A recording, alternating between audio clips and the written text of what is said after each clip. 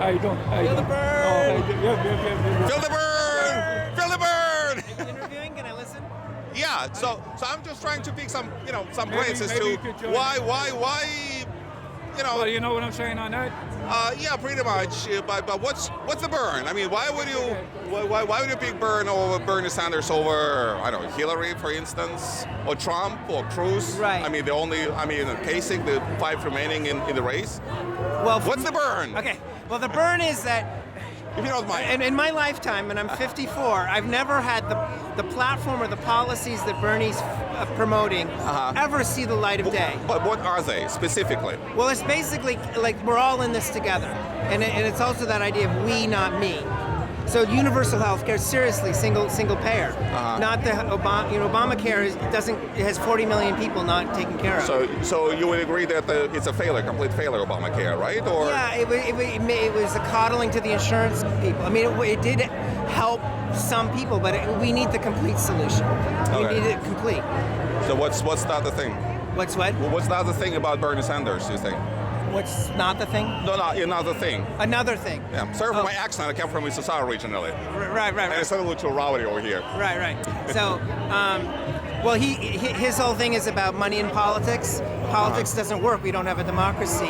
It's like oil and water. It poisons it. Like right now, Congress has unlimited amounts of money that they can get, but it takes unlimited amounts of time to go get that money. So I was just in Washington today. There's nobody in Congress. They're fundraising all the time. They can't even deliberate. They can't even talk about issues. Nothing happens in Congress. And what do you think Bernie would do? Well, Bernie will overturn Citizens United, which Will he corral all of them? No, I'm talking about the representatives. No. Corral them and put them, lock the door. Well, that's why he's saying. No, but that's why he's saying it's not about a leader. It's about the people. Okay. So you can't have any one person fix this system. He would fail. Every president would fail. But if there's people active, then you can change the system. So do you think he'll do a better job than Obama did? Yes, because he'll rally the people. Obama dropped his people. He dropped them? He had all this internet grassroots support, and as soon as he got elected, he forgot them. But how, I mean, as far as I'm concerned, the most important thing is the economics. Right. And when I see, socialists for Bernie, and it seems like, I mean, he calls himself openly a democratic socialist. Right. See, coming from USSR, I'm a little confused because socialism is the system that never worked. I mean, it failed me in USSR. Well, for one thing, he's not a socialist. It's a misnomer. He's an FDR Democrat, like we had in the 1930s, that brought us Social Security and brought us the welfare state that took care of people. So I cannot trust Bernie Sanders then when he says that he's a democratic. I mean, I'm quoting him with all due respect.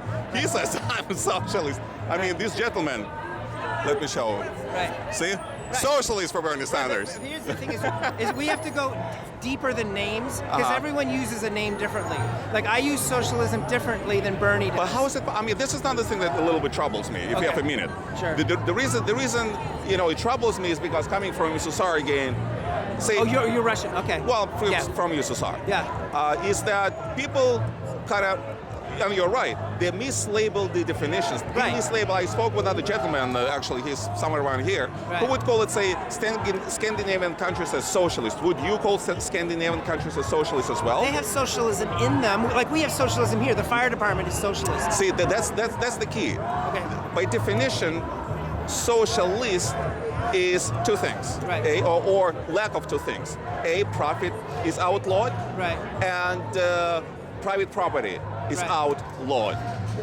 Right. We should use the word social. I am for social, social programs. Right. So, but why wouldn't you truncate the word socialist, which I'm personally against, to social? I'm for social programs. Sure. This is creative. This is fine. No, but why Bernie Sanders use the word socialist? I mean, to me, socialist is like, well, allegedly bulls don't like red banners. Right. Turns out it's not really the case, but let's assume that it is. Right. To me, when I say socialist, like I escape socialism. Please, no socialism in America. What's the deal with social? I don't get it. But see, Maybe for me, socialism means that there's a public. Meaning the state is first of all, it's a true democracy. For me, I don't think socialism has ever been tried. Like in the USSR, it was a centralized power structure, just like here. Well, what's your name? Dan Kinsey. I'm Vladimir, Jaffe. Vladimir. Look, I just gave you the definition. Socialism.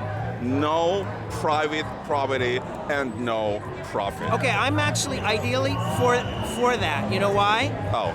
Because I don't think we are anybody in our egos ultimately. When you say private property, who are you to own something?